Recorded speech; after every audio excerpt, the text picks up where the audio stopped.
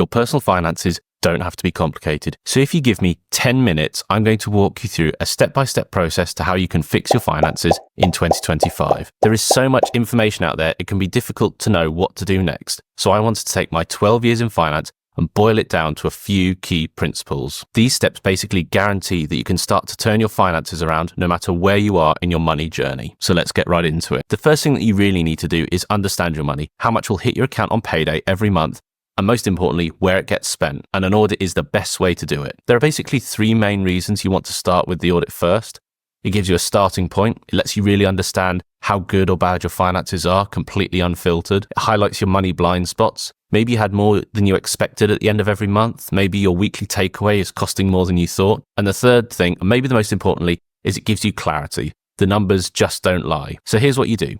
Get all your bank statements, pay slips, credit card statements, everything that's associated with your finances for the last 3 months. Put your expenses into 3 groups: your needs, your wants, and your saving and investing. We'll come back to this bit later. Your goals. What are your money goals and when do you want to achieve them? Whether it's paying off debt, building a savings fund, buying a house, getting kids onto the housing ladder, whatever it is, you need to write down what your money goals are going to be. And most importantly, when you're setting these money goals, you should do 2 things. You should ask yourself, why are you setting this money goal? And are they smart money goals? And I know you might have seen this in a My First Business Studies textbook, but the truth is that whilst there are plenty of other frameworks that you can use out there when it comes to setting goals, this one is lovely and simple, and it can also just be really effective. So your money goals should be SMART. That's specific, measurable, achievable, realistic, and time-bound. So for example, a non-SMART money goal would be, I want to save more money, which is good, but kind of doesn't really help you. The SMART version of that goal would be, I want to save £5,000 by the end of the year. And going through this process really has 2 main advantages. You can track your progress. It makes it easier to measure your success over time to find out if you're ahead or behind where you should be. And it really improves your decision making. By having money goals, you can really make sure that your spending aligns with your money goals and your priorities. Next is the budget. Now, there's a reason why you do your audit first and then your goals second. And that's because now you have where you're starting from, which you get from your audit, and where you want to get to, which you get from your goals. So now you can basically reverse engineer how you're going to get to those goals. Let's say you've got £6,000 in debt and you want to pay it off within a year. That's £500 a month. Put it in the budget. So what you need to do is map out the starting point for each one of your goals and then what you want the outcome to be at the end of it. You can use that to work out how much of your income you need to dedicate towards each of those individual goals. But if you don't have much in the way of money goals, you just want to make better financial decisions, then you can use the 50-30-20 budget. Allocate 50% of your after-tax income to your needs, 30% to your wants, and 20% to your saving and investing. But we should also point out that this should be after you've got your 3 months of emergency fund, which we'll also come on to next. So we've just mentioned it, but next is your emergency fund. And your emergency fund does exactly what it says on the tin. It's designed to make sure that when you have unexpected costs, you have a separate pot that you can dip into. But ultimately, your emergency fund has 4 main benefits. It gives you the peace of mind. It reduces the financial stress when you've got some uncertain times ahead. We've just mentioned it helps you avoid debt. Covering those unexpected expenses without needing to borrow money helps you make better decisions by basically having something you can fall back onto. It avoids hasty financial decisions during emergencies, and flexibility. It just gives you that breathing room in tough times. So when it comes to your emergency fund, how big should it be? Well, depending on which side of the coin you find yourselves on, I hear people saying that 1 month is fine, all the way up to 12 months is better. I think personally, both of those are absolute hogwash.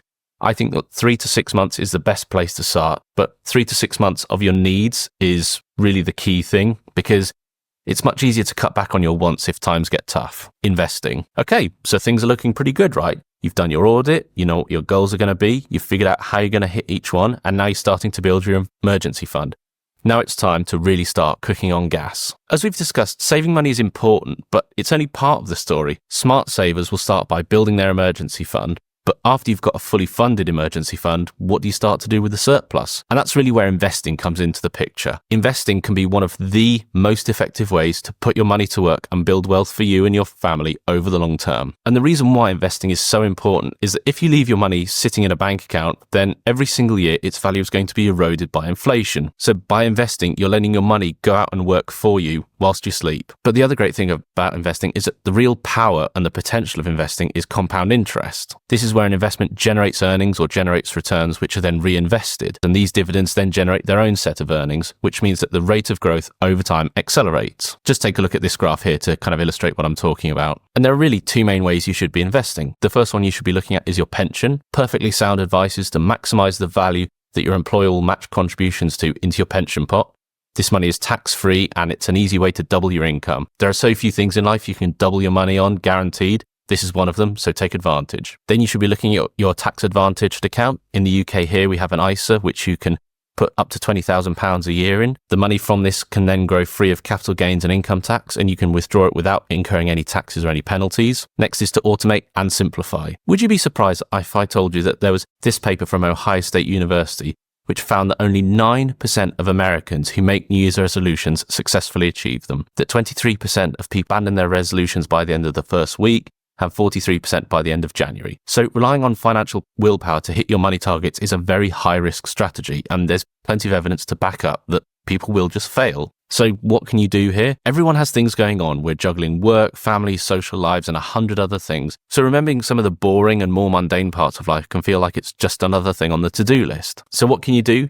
You can level this up by automating your saving and investing.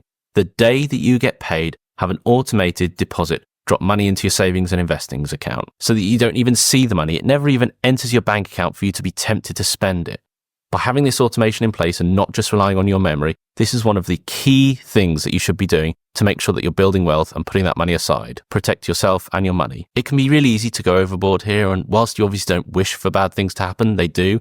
And I think it will always be sound advice to have protection rather than not. And in the realm of financial planning, insurance doesn't often grab the headlines like some of the more glamorous topics like saving and investing. But the truth is that when unexpected events threaten to derail even the most meticulously laid money plans out there, the importance of understanding insurance is just absolutely undeniable. And frankly, it becomes even more important when you also have people who financially rely on you. Think about it this way. Insurance equals wealth preservation. Having the right insurance policies can make sure that a single incident doesn't completely wipe out your savings or plunge you into some kind of financial disaster. And what we've talked about so far is really about accumulating wealth, but insurance is all about safeguarding that wealth for the future. For instance, life insurance can play a critical role in securing the financial future of people who financially depend on you. You really only need to do two things. The first is to see what cover you already have in place through work. It can be a pretty standard benefit that's offered through a lot of employers, so find out what cover you already have. The second is to decide what kind of cover you want for yourself and your loved ones.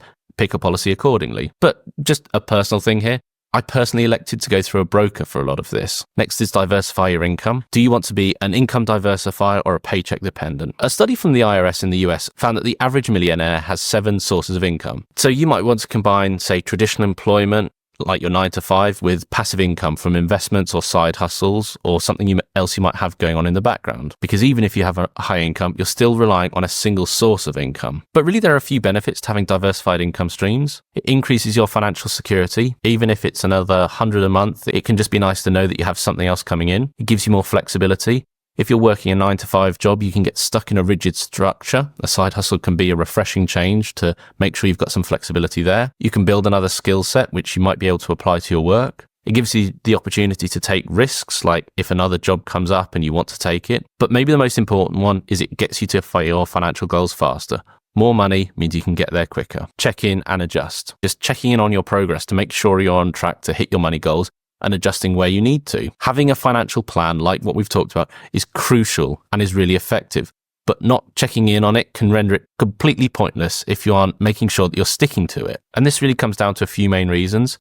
Your plans might change, or alternatively, your situation might change. Life happens, shit happens, and so by checking in on your finances and on your plans, you're making sure that you're working towards a set of money goals that still make sense for you. And as we've already talked about, just like automating your money, the easiest thing to do here is to just timetable these things in. Say the last Sunday of every month, you sit down and you go through your finances. If you're doing it with a partner, you could turn it into maybe the least sexy date night possible. Sit down with a cup of tea, bottle of wine, or your favorite takeaway, and start the conversation off positively. Apologies, I know we're a little bit over, but there was a lot I wanted to get through, so thanks very much for sticking around. We have this video here about money habits that you need to break in 2025, because to stay up to date on all the new personal finance and economics news, the final step is easy, and that is to subscribe. like this video and share it with your friends. Because for reasons that escape me, we were never taught about money lessons in school, and I'm trying to fix the leak in people's financial lives. Thanks very much for watching.